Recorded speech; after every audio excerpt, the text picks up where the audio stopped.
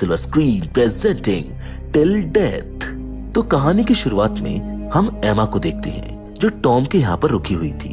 दरअसल टॉम और एमा के बीच में एक्स्ट्रा मैरिटल अफेयर था, मगर इस बात का एमा को बहुत बुरा लगता है और अब वो इस एक्स्ट्रा मैरिटल अफेयर को खत्म कर रही थी। हालांकि टॉम उसको काफी प्यार करता था, इसलिए वो उसको कल मिलने को कहता है, लेकिन एमा इसके लिए साफ इनकार करके वहाँ से चली जाती है क्योंकि कल एमा और उसके हस्बैंड की मैरिज एनिवर्सरी है। इसलिए एमा ये सब खत्म करके अपने हस्बैंड के साथ एक नई शुरुआत करना चाहती थी। अगली सुबह एमा तैयार होकर अपने हस्बैंड मार्क के ऑफिस जाती है क्योंकि आज एनिवर्सरी सेलिब्रेट करने के लिए दोनों ने बाहर जाकर डिनर करने का प्लान बनाया था। मार्क पेशे से एक लॉयर है।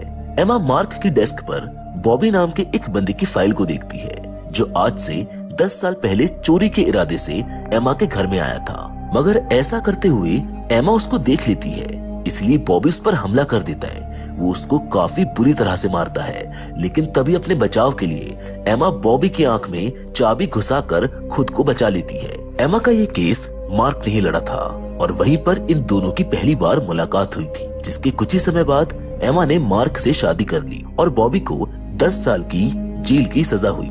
लेकिन ये फाइल अपने हस्बैंड की डेस्क पर देख एमा उससे कहती है कि अब हमको ये फाइल बंद कर देनी चाहिए और आगे की सोचनी चाहिए।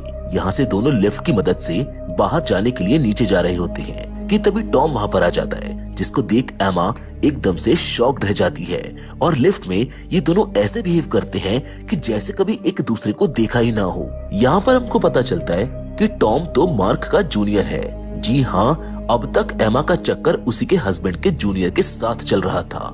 एमा को लगता है कि टॉम आज मार्क को सब कुछ बता देगा, लेकिन उसको तो मार्क से कुछ बात करनी थी, इसीलिए वो लिफ्ट में आया था। दोनों हस्बैंड वाइफ एक अच्छे से रेस्टोरेंट में जाकर डिनर करने लगते हैं। डिनर के बाद मार्क एमा को एक सुंदर सा डायमंड नेकलेस गिफ्ट करता है जो एमा के गले में काफी खूबसूरत लग रहा था।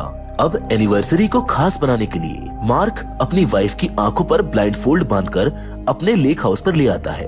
एमा घर में अंदर घुसते ही पूरे घर को सजा हुआ देखती है, बिल्कुल वैसा जैसा हर लड़की का सपना होता है। घर में और अंदर जाकर एमा एक कमरे में अपने और मार्क की यादों से भरे हुए फोटोज देखती है, जिसमें दोनों के साथ में बिताए हुए हसीन लम्हे कैद थे।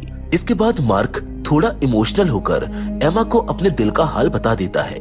वो बताता है कि मैं बिल्कुल भी अच्छा पति नहीं बन सका जैसा तुम हमेशा चाहती थी, ना ही कभी तुमको प्यार किया, लेकिन अब से मैं बदलना चाहता हूँ, तुम्हारे साथ कुछ हसीन पल बिताना चाहता हूँ। मार्क की बातें सुन एमा भी इमोशनल हो जाती है और कुछ समय बाद दोनों रोमांटिक हो जाते हैं। नेक्स्ट मॉर्निंग जब एमा नींद से उठती है तो वो मार्क को बेड के कोने पर बैठा हुआ पाती है। जैसे ही वो अपना हाथ मूव करने की कोशिश करती है, वो देखती है कि उसका हाथ हैंडकफ से मार्क के हाथ से बंधा हुआ है। एमा उससे पूछती है कि ये सब क्या है। मार्क उसको कहता है कि अब असलियत का सामना करो। एमा कुछ समझ पाती इससे पहले ही मार्क अपनी पिस्टल लेकर खुद को शूट कर लेता है। एमा पूरी तरह से मार्क के खून में सन चुकी थी। वो इससे दूर भागने की कोशिश करती है, मगर उसका हाथ हैंडकफ से बंधे होने के कारण एमा ऐसा नहीं कर पाती। थक हार कर एमा गन को उठाकर उस जंजीर को तोड़ने की कोशिश करती है, मगर काफी कोशिशों के बाद भी वो नाकामयाब रहती है क्योंकि उसमें सिर्फ एक ही गोली थी जिसे मार्क ने खुद को शूट कर लिया था। इससे पता चलता है कि मार्क सब कुछ जानता था, इसीलिए वो एमा को सबक सिखाने के लिए शहर से इतना दूर लेकर आया। लेकिन एमा भी हार नहीं मानती और पास में रखे लैंडलाइन से पुलिस को कॉल करने की कोशिश करती है, मगर ये भी डेड था, बिल्कुल मार्क की तरह। इसका मतलब ये है कि मार्क पहले से ही ये सारी प्लानिंग कर चुका था। वो अपने इस मास्टर प्लान पर कई दिनों से काम कर रहा था। एमा के पास अब कोई और रास्ता नहीं था, इसी वजह से वो मार्क की बॉडी को लेकर इधर से उधर खींचते हुए सामान चेक करने लगती है, जिसकी मदद से वो शायद खुद को आजाद कर सके। एमा बगल के रूम में जाकर देखती है जहाँ पर उसका वेडिंग गाउन रखा हुआ था। वो गाउन को नीचे उतार कर देखती है जिसके पीछे एक सेफ बना हुआ था। एमा उसी गाउन के सहारे मार्क की बॉडी को नीचे लेकर आती है। एमा दरवाजे के पास आती है और देखती है कि यहाँ पर दूर दूर तक कोई नहीं है जो उसकी मदद कर सके।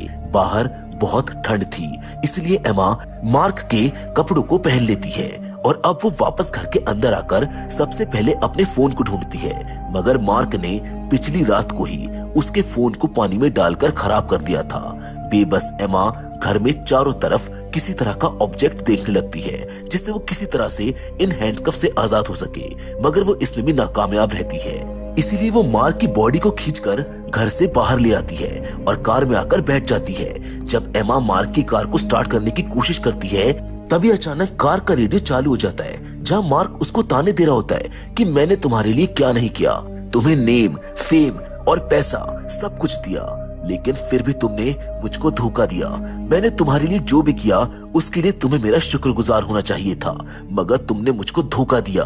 मार्क एमा को इस धोखे के लिए तड़पते हुए देखना चाहता था, मगर अफसोस इसके लिए वो यहाँ पर नहीं है। एमा बार बार गाड़ी को चालू करने की कोशिश करती है, लेकिन गाड़ी किसी भी हालत में चालू नहीं होती। बाहर निकलकर एमा देखती है कि मार्क ने गाड़ी का पूरा फ्यूल टैंक पहले से ही खाली कर दिया था। एमा के पास और कोई रास्ता नहीं था, इसीलिए वो वापस घर में आ जाती है। अंदर आकर वो सबसे पहले बाथरूम जाकर अपने खून के दाग को साफ करने लगती है। इसी दौरान एमा अपने गले से मार्क के द्वारा गिफ्ट किया हुआ नेकलेस निकालने की बहुत कोशिश करती है, मगर वो नेकलेस किसी भी हालत में निकलने का नाम नहीं लेता। थक हार कर एमा मार्क की बॉडी के साथ औजार की खोज में बेसमेंट की तरफ आ जाती है, मगर उसको वहां पर भी किसी प्रकार का कोई औजार नहीं मिलता जो उसकी मदद कर सके। खैर ये तो सोचने वाली बात है कि जिस व्यक्ति ने इतनी प्लानिंग की हो वो बेसमेंट में औजार कहां से छोड़ेगा। एमा मार्क की बॉडी को खींचते हुए एक कमरे में पहुंच जाती है जहां पर बॉबी की 10 साल पुरानी एक फोटो लगी हुई थी, यानी कि मार्क के प्लान के अनुसार एमा के साथ अभी भी कुछ भयानक होने को बचा है। जब एमा फोटो देख रही होती है कि तभी उसको दरवाजे पर फुटस्टेप की आवाज सुनाई देती है। डर की वजह से एमा भागकर जाती है और सबसे पहले दरवाजे को बंद करती है। तभी टॉम की आवाज सुनकर गेट को खोलते हुए वो उसको अंदर बुलाती है। टॉम उससे पूछता है कि बताओ तुमने मुझको मैसेज करके यहाँ पर क्यों बुलाया है, जिसका जवाब देते हुए एमा कहती है कि मैंने तो तुमको कोई मैसेज नहीं किया, दरअसल ये मार्क ने किया था। ये सब उसके प्लान का हिस्सा था जिससे वो एक तीर से 2 निशाने लगा सके। एमा टॉम से पुलिस को कॉल करने को कहती है, जिसके जवाब में टॉम कहता है कि तुम पागल हो क्या, अगर तुमने ऐसा किया तो सबसे पहले तुम ही फंसोगी और कभी भी अपने आप को बेगुनाह साबित नहीं कर पाओगी। उसने सारे सबूत तुम्हारे खिलाफ बनाए हैं और हो सकता है कि तुमको हमेशा के लिए जेल में सड़ना पड़े, इसलिए किसी भी हालत में पुलिस को कॉल करने की सोचना भी मत। टॉम एमा को बताता है कि मार्क ने हमेशा से बहुत सारे उल्टे काम किए हैं। वो हमेशा से सबूतों के साथ छेड़छाड़ करता रहता था, जिस कारण से उसके ऑफिस पर कभी भी रेड पड़ सकती थी। इसीलिए जेल में सड़ने के बजाय मार्क ने सुसाइड करना बेहतर समझा। यहाँ पर ये दोनों आपस में बात कर ही रहे होते हैं कि वो एक गाड़ी को अपनी तरफ आते हुए देखते हैं, जिसको देख टॉम बताता है कि मैंने ये गाड़ी पहले भी यहाँ पर आते हुए देखी थी। टॉम एमा को कहता है कि तुम घर के अंदर रहना और खुद वो बाहर चला जाता है। दरअसल गाड़ी में आया व्यक्ति अपने आप को एक प्लम्बर बताता है। ये बात सुनकर टॉम अंदर के हालातों को ध्यान में रखते हुए उसको वापस जाने को कह देता है, मगर वो प्लम्बर भी उसको ये कहते हुए इनकार कर देता है कि मैं 250 किलोमीटर से वापस जाने को नहीं आया हूँ। टॉम उसको कुछ पैसे देकर वापस जाने को कहता है, लेकिन तभी गाड़ी में बैठा दूसरा शख्स बाहर आता है और टॉम को स्टैब करके मार डालता है।